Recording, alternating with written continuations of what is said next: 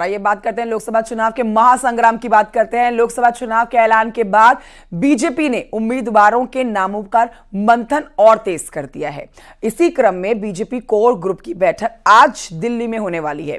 बैठक में बीजेपी के राष्ट्रीय अध्यक्ष जेपी नड्डा मौजूद रहेंगे, केंद्रीय गृह मंत्री अमित शाह मौजूद रहेंगे, मुख्यमंत्री उत्तर प्रदेश योगी आदित्यनाथ, दोनों डिप्टी सीएम केशव प्रसाद मौर्य, ब्रजेश पाठक भी इस बैठक में मौजूद रहेंगे। प्रदेश अध्यक्ष भूपेंद्र चौधरी मौजूद रहेंगे, चुनाव प्रभारी और संगठन महामंत्री मौजूद रहेंगे। इस मीटिंग में उत्तर प्रदेश की बची हुई सीटों पर मंथन होना है। 51 नामों की घोषणा अब तक हो चुकी है और बाकी के जो नाम है उन पर मंथन करके जल्द ही उन नामों का ऐलान होगा। कोर ग्रुप की बैठक के बाद ही केंद्रीय चुनाव समिति की बैठक बुलाई जाएगी। सीईसी की बैठक में उम्मीदवारों के नाम पर मोहर लगी।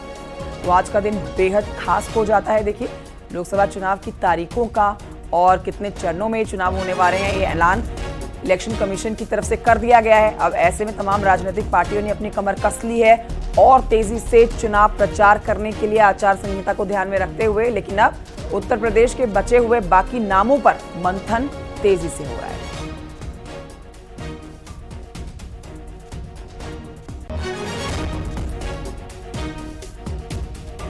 इस खबर पर हमारे साथ हमारे दो सहयोगी इस समय लाइव मौजूद हैं और जानकारी के साथ। हमारे साथ लखनऊ से ऋषभ मणि त्रिपाठी मौजूद हैं, दिल्ली से संदीप पांडे हमारे साथ मौजूद है। पहले दिल्ली चलते हैं जहां से संदीप हमें जानकारी देंगे। संदीप, दिल्ली में आज उत्तर प्रदेश के तमाम बड़े अधिकारी, मुख्यमंत्री योगी आदित्यनाथ और दोनों डिप्टी सीएम मौजूद रहने वाले हैं। ये बैठक कई मायनों में अहम है।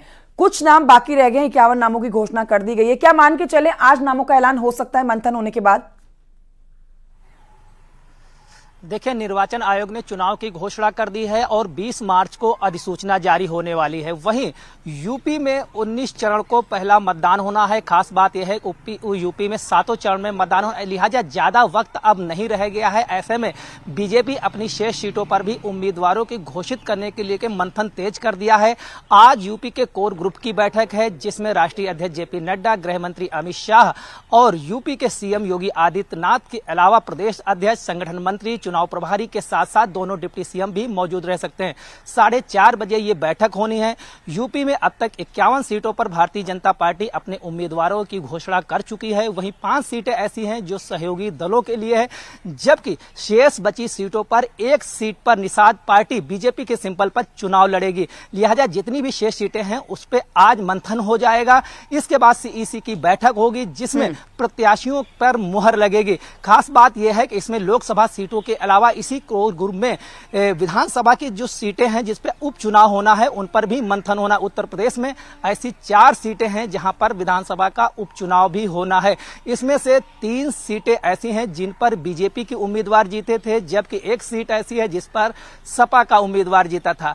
ऐसे में बीजेपी का प्लान है कि इस बार उपचुनाव में 4 सीटों पर वह कब्जा जमाए। लिहाजा विधानसभा के जो उपचुनाव होने वाले हैं उन प्रत्याशियों पर भी मंथन किया जाएगा। इसके लिए 4 प्रत्याशियों के पैनल प्रदेश अध्यक्ष भूपेंद्र चौधरी द्वारा दिल्ली भेजे जा चुके हैं। तो ऐसे में कहा जा सकता है लोकसभा सीटों के साथ साथ विधानसभा के जो उपचुनाव होने हैं उनकी 4 सीटों पर भी बिल्कुल मंथन ये भी महत्वपूर्ण है कर लिया जाएगा। कि लोकसभा की सीटों के साथ साथ विधानसभा की सीटों पर उपचुनाव होने हैं, उन पर भी मंथन होगा और उन पर भी जल्द ही नामों की घोषणा कर दी जाएगी। लौटेंगे आपके पास, ऋषभ मणि त्रिपाठी के पास चलेंगे। ऋषभ मणि, 7 दिनों तक जो उत्सव चलने वाला है लोकसभा चुनाव का, उसमें उत्तर प्रदेश की सबसे बड़ी भागीदारी है।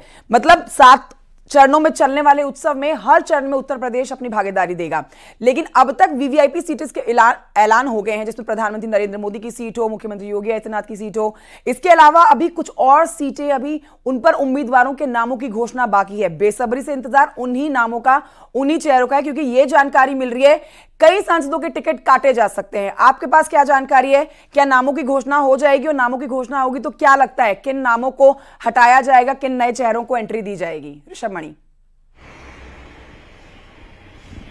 कंचन, देखिए, सब जानते हैं कि जब देश की राजनीति में या दिल्ली का रास्ता जो कहा जाता है उत्तर प्रदेश से होकर जाता है। पिछली बार 2019 में सपा बसपा का गठबंधन था एनडीए के सामने, बावजूद उसके एनडीए ने अच्छा परफॉर्म किया था, 64 सीटें जीती थी।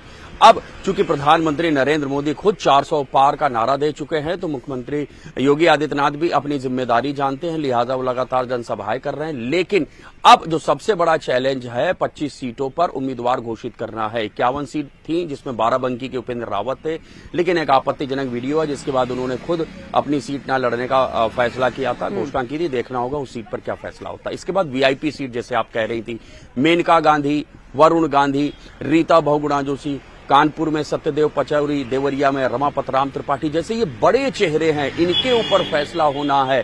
क्योंकि जैसा पहले कहा जा रहा था कि जिस भी सांसद की, जिस भी नेता की उम्र 75 साल से ऊपर होगी उनका टिकट काटा जाएगा, लेकिन बीते दिनों जो टिकट डिस्ट्रीब्यूट किए गए हैं उसमें ये फार्मूला लागू होता नहीं दिखाई दिया है। तो अब यही देखना है, चूंकि वरुण गांधी बीते काफी समय से घुमा फिरा के कहीं ना कहीं से सरकार को अपने बयानों में घेरते रहे हैं। क्या वरुण गांधी को फिर से रिपीट किया जाएगा सुल्तानपुर से, या वरुण गांधी का टिकट कटेगा? फिर मेनका गांधी, माफ कीजिएगा, पीलीभीत से वरुण गांधी और मेनका गांधी सुल्तानपुर से। तो अब देखना होगा कि मेनका वरुण जो सबसे यहां पर जो सबसे ज्यादा लोगों की टिकटिकी लगी हुई है, लोगों की निगाहें लगी हुई है, वो मेनका वरुण के टिकट पे लगी हुई। प्रयागराज में रीता बहुगुणा के टिकट पर भी लगी हुई है। तो अब देखना यही है, जो यहां चर्चा चल रही है उसके मुताबिक तो आज देर शाम तक जो बाकी 25 सीटें बची हुई हैं भारतीय जनता पार्टी की, बिल्कुल काफी इस बीच फेक न्यूज भी चल रही है ऋषभ मणि। लेकिन देखिए